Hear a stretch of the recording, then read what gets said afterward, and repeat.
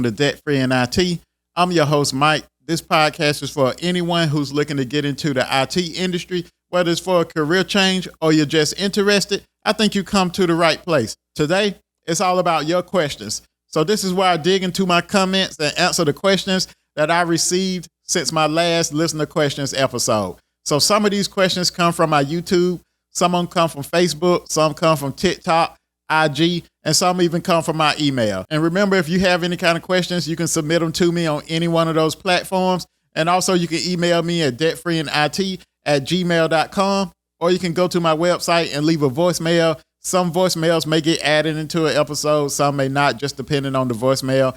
But you can reach out to me on any one of my platforms. So let's look at the first question. So the first question comes from a listener after looking at my video, A Day in the Life of a Network Engineer. So that's one of my earlier episodes, and they wanted to know what are the hours like.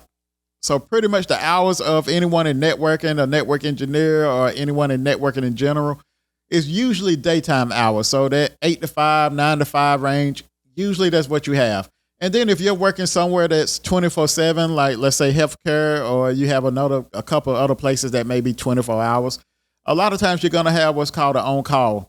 So pretty much anyone after 5 o'clock, whoever's on call, they're going to get any calls for any issues after 5 o'clock. So if you're on call for your networking team that week, you're going to get that call. So this could mean that, you're getting woken up out of your sleep. Sometimes you may have to come in. Sometimes you may be able to resolve it remote. But you're going to be the first point of contact after hours. So, but not all places do this. So, but most places, you're going to have some sort of on-call rotation. So, and that's pretty much just comes with the territory when you're in IT. You're not going to be the only one on call. Usually every department will have somebody on call for that week, and then you usually switch, or some people may do it by day. And it just depends on the organization. But most of the time, your hours is usually daytime hours, 8 to 5, 9 to 5, somewhere around that range. So the second question comes from a listener, and they stated that they watched my video, A Day in the Life of a Network Engineer, and they're interested in the networking field, wanted to know, did I enjoy the networking field, and am I still in it? So currently, I'm not hands-on in networking anymore. So right now, I'm a networking instructor at a community college. So before that, I finished up 10 years in the IT industry, held positions from operations to help desk to desktop, and I finished up my last couple of years in networking. So when I was in networking, I did enjoy networking because it was something that you didn't know what to expect day by day. So you had a couple of days where you would chill, lay back, but then I had some days where I wouldn't even see my desk none that day. So I would start off at different locations, putting out fires per se. So different locations having issues, and my whole day-to-day would be going around to those different locations. But then, like I said, there were some days where, it was pretty laid back. It was pretty chill. So that's one thing that I did enjoy about the networking field. So you never knew what to expect. And that's anything with IT in general. So usually you don't have, no day is the same. So you have issues that pop up because most of the time you're in a large environment. So you have a whole bunch of equipment that's out there on the network. So at any given time, one of those pieces of equipment could go down, could mess up, could have issues.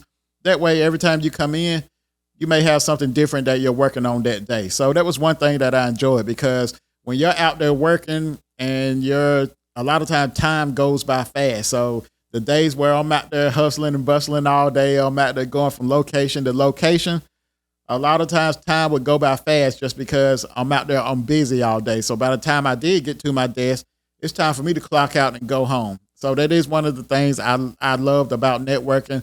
One of the downside, I would say, if it was a downside, and it's probably the downside for most people, was probably on call for me. So being on call, I wasn't really a big fan of it. But like I said, if you're in this industry, that's something that goes along with the territory. But like I said, if you're interested in it, I say go ahead and pursue it, just because, like I said, it is an interesting field. You do learn a lot. Like I said, you are able to make a pretty decent income too, depending on your area. So if it's something that interests you, I say go ahead and go for it. So this next question really is probably not even a question, it's a tip. So this is the first time I ever got a tip that, like I said, I forgot about this. And thanks to Adam S25. Hopefully I said that name correctly. But Adam put a comment under my video, how to tailor your resume to get a job. And he mentioned something great. I forgot to, it's totally slipped my mind. So thanks, Adam. But Adam put a comment and said that don't forget to call the places you applied to back, because you might strike interest in your resume that was previously declined. So that's something that you also have to do, is when you apply to these jobs, make a note to yourself to circle back around, because a lot of times I know I have gotten jobs. It wasn't in the IT industry, but I have gotten jobs just because I haven't heard from the job, and I called them back and said, hey, I'm just calling to check up on my resume. And then when I tell them I called to check up on my resume, they go and pull my resume. Then usually the next day or two, they say, oh, this position's still open, or another position came open. Would you be interested? Do you want to come in for an interview? So this is something that a lot of people don't think about. And like I said, Adam, I appreciate you for mentioning this, because a lot of people do not think about it. But don't forget, as you're putting in these resumes and you're putting in these job applications, make a note to yourself to circle back around, because when you circle back around, you're going to strike up that interest again. You're going to bring your name to the forefront, to where whoever you talk to may go and pull your resume just off the strength that you did call back just to check up on your application. So thanks, Adam, for that again. Anytime, like I said, anytime you have a tip or anything, don't hesitate to leave it on the comments, because I do check them all. So I appreciate it. So this next listener question is, they're currently studying for the A+, and they want to know, does it matter if their next cert is a CCNA, since one is CompTIA and one is Cisco? So pretty much the name of the cert doesn't matter. So the CompTIA is just the vendor of the cert, just like Cisco is the vendor for the CCNA. So the certs, it doesn't matter. You can mix and match any cert that you choose. The main thing is deciding on where's your endpoint, so where you're trying to go. So if you're just trying to get in IT, then like I said, you're studying for the A+. I'm not going to say stop that, because like I said, the A+ is capable of getting you inside the door. So it just depends on which way you're trying to pivot. And then after that, seems like you may be pivoting towards networking. So if you're pivoting towards networking, like I said, I think the CCNA is a great cert. Don't forget the CCST or Network Plus, something like that, if you find that the CCNA is too much for you. But I would try to progress on to that CCNA. So like I said, the CCNA I think is good for trying to get in networking. But like I said, it doesn't matter the vendor name. Just because you start with CompTIA doesn't mean that you got to stick with CompTIA. And usually, like I said, the way that you're going to get well versed and pretty much diverse in this industry, you're going to have a lot of different vendors that you're going to learn their applications, and you're going to study and get their certifications. So you may get CompTIA, then after that you may get Cisco, and then you may have a need to learn about some firewalls. So that you may start looking at Palo Alto or Fortinet. So then you may have to look at some virtualization. So you may start going down the vSphere route. So the main thing is just getting the education and learning about each one of these applications and getting the certification for it to verify that your skill set is up to par to be able to do a job that involves those technologies. Sorry to interrupt this video. According to my YouTube analytics, 84% of my viewers are not subscribed. If I provided value to you in any one of my episodes and you're not subscribed, please consider doing so, as it does help out the channel. Also, if you're listening to this in your favorite podcasting app, please leave me a review and share this with a friend. Now back to the episode. This next listener question states that they just want to know if most of the remote jobs require you to be in state or in the country. So a lot of times this is going to depend on the organization. So some organizations don't really care. Some organizations, if it's a hybrid role, they may want you to be in state or within a certain amount of time from that location.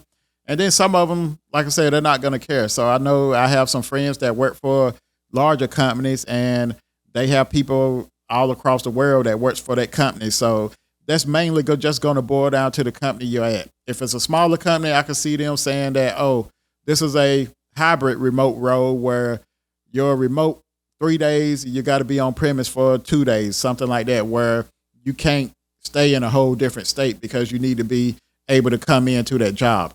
And then some of them, they may state it in the job rec where say that this is a remote role, but you're required to be in state, or you're required to not be no further than an hour away or 2 hours away or whatever they may choose. So a lot of that is just going to boil down to the organization that you apply to.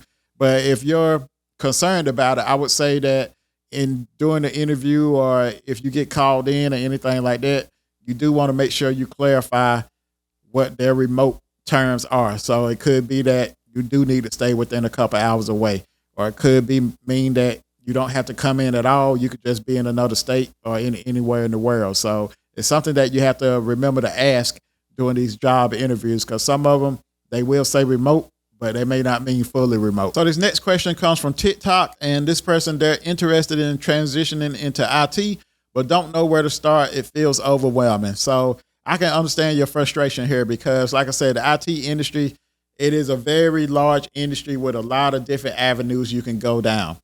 So one of the things I suggest is you want to start to see which avenue you may like. So, you have the server route, you got networking, you got security, and then within each one of those, they each got their own specialties. Then you got the cloud, you got all kind of stuff. So one of the things is you want to start seeing what avenue do you see yourself doing, or what position do you see yourself doing, because you don't want to go for computer programming just because when you look on Indeed, computer programming, most of their jobs starting out at 6 figures.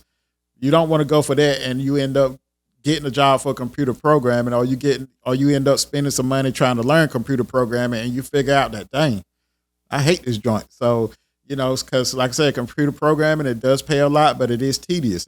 Everyone is not able to go down that path. So you might want to start looking at different avenues and just start to dibble and dabble a little bit till you find which one you may interest before you start spending any large amounts of money on it. One way I can think of that you can start to get a little experience with each of these avenues is if you look at the site Udemy. If I'm pronouncing it right, I always say it wrong, but Udemy, they sell like cheap IT courses. So you can go down and the main thing with Udemy, like I said, when you first log in, the course may be high. You want to add it to your wish list. Then later on, you'll probably get a notification that course is on sale for like $10, $12, $15. You usually don't want to pay no more than about $20 for one of these courses. So, but with this course, getting this course on Udemy, like I said, you're able to spend a low amount, and then you're able to kind of get a feel for it to see if it's something that you like. So you have plenty of cloud courses on there for AWS. You have some networking stuff on there also. So it's just a cheap way to kind of fill out and see what you may like before you decide to sign up for school or to start pursuing a certification. But I do understand your frustration because it is overwhelming. And then from the outside looking in, most people just think that, oh, you work in IT. They think that IT involves everything. But like I said, IT is so vast that you hardly ever see anyone that knows how to do everything in IT. Most people just have their specializations and they don't know about nothing else. So for instance, I know someone that does computer programming, that does and also do coding. I do mainly networking. So when I'm talking to them and I'm talking about networking, they're lost. And the same thing, when they're talking to me about coding, I'm looking like a deer in headlights. So you want to go down and try to figure out what you think you may like doing. So this last question I have from a listener stating that they're looking to start at the help desk, wanting to know, do I suggest going for the A+, or do I think they should do the Google Support Certificate to get an entry-level help desk role? So one of the things here that you may want to look at is just see first what that particular help desk role is asking for, or look up the help desk and just check around your area and get a good understanding of what certifications they're asking for, if they're asking for any, because the A+ or the Google Support Certificate should be able to help you land that role. But another thing with help desk is help desk relies a lot on customer service. So if you have a background where you worked in a lot of customer facing roles, then that also could help you land that help desk role. So sometimes I've seen people get into the help desk with customer service background, no IT experience, but they may be studying for something in IT. So it could be that you get an interview, they say, oh, you got a lot of customer service background, which is good, but you don't have any IT background. then you can let them know that, oh yeah, I enrolled in this, or I'm studying for this certification right now. I'm studying for, it doesn't have to be the A+. It could be a Network Plus. It could be, like I said, a Google Support Certificate. So either one of them, I think, is going to help. But the main thing is looking into what those roles is asking for. So you can go on Indeed, go on Dice, just get a good overview of any help desk role and see if it's asking for a certification, because a lot of them, like I said, they're customer facing. So a lot of them, even with IT experience, they still going to want some customer service experience. So if you got more customer service experience than IT experience, you could leverage that customer service experience to help you get that entry level role, and then start pursuing your IT certifications or whatever, for whichever avenue you want to go down from that help desk role. But like I said, either one of those certs I think is real good at getting you in the door. I need to do more research on the Google Support certifications. Like I said, that's a fairly new certification that I haven't had a chance to really dig deeper down into. So I may do an upcoming video on some of the Google Support certifications that's out there. But like I said, I wish you the best. If you need anything else, don't hesitate to reach out. So that brings me to the end of this episode. Hopefully you found some value in this episode. If you're watching on YouTube, please like and subscribe. If you're on Instagram, TikTok, or Facebook, you can follow me at DebtFreeInIT. If you have any questions or comments, you can email me at debtfreeinit@gmail.com, or you can check out the website debtfreeinitwithmike.com. Other than that, I'll see you next week. Peace.